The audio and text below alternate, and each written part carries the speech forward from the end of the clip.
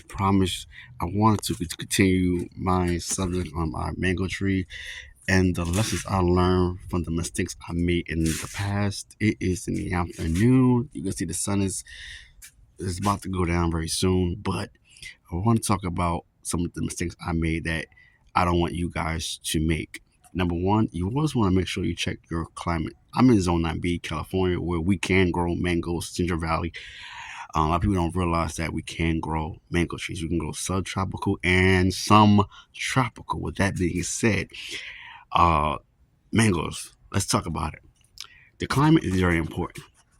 The growing zone. If you're below zone 9, chances are you're going to protect that tree even the more than what we have to do here.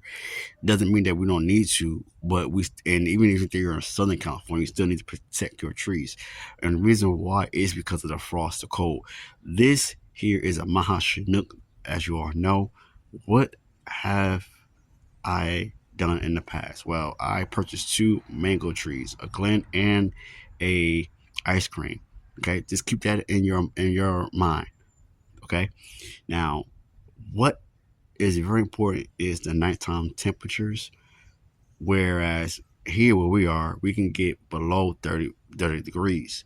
However, anything with this tree here is considered low moderate. 40 to 30 degrees it can take. Even though it's considered low moderate, it's still dangerous because of the frost. And I ask you all, the second thing is to think about is the variety, not when it comes to the taste, the flavor of the mango that you love, but the variety of can that mango tree handle that climate. Why? Because in certain areas, certain mango trees, even in Florida.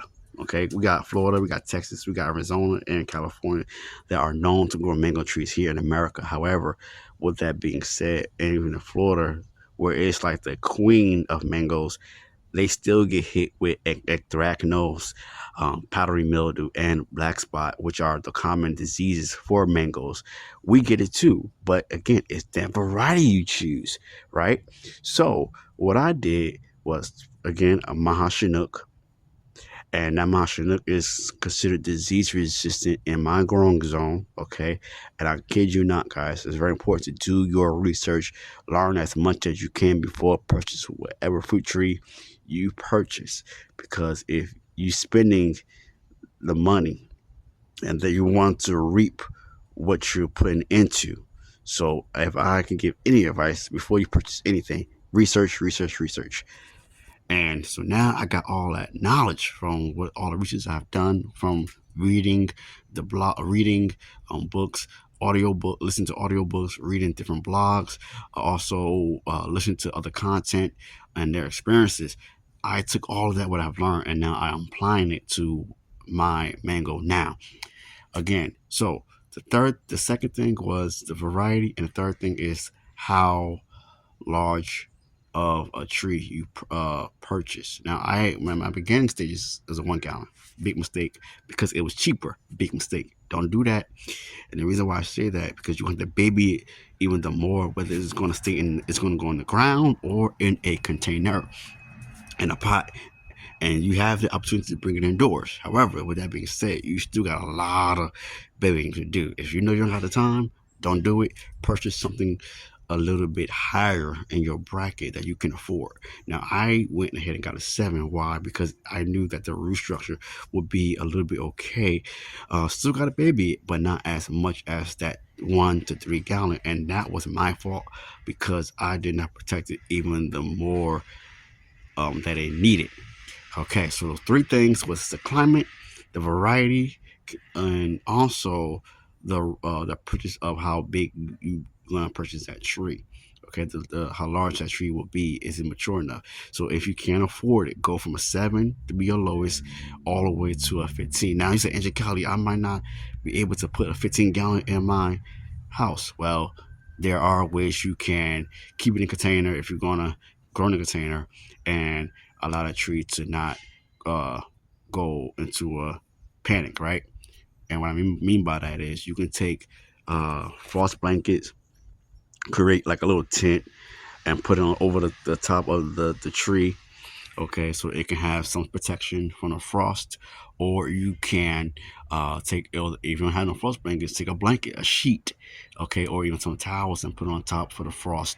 Or you can take a heated greenhouse. Your heated greenhouse can be that, and you also put it in a garage of your home and use your car engine as some heat.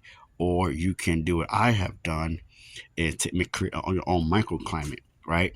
And if you do have a greenhouse, you can also take like your water, barrels filled with water, or a trash can like I have that's black, and that black actually helps to absorb heat from the sun, and put it right next to your tree. Now, with that being said, you can also take a heater and do the same thing, or a fire pit out if you're outside, and do that as well. Put it next to the tree, but be cautious and be careful for you don't want nothing to catch on fire and the house burn down. So be careful.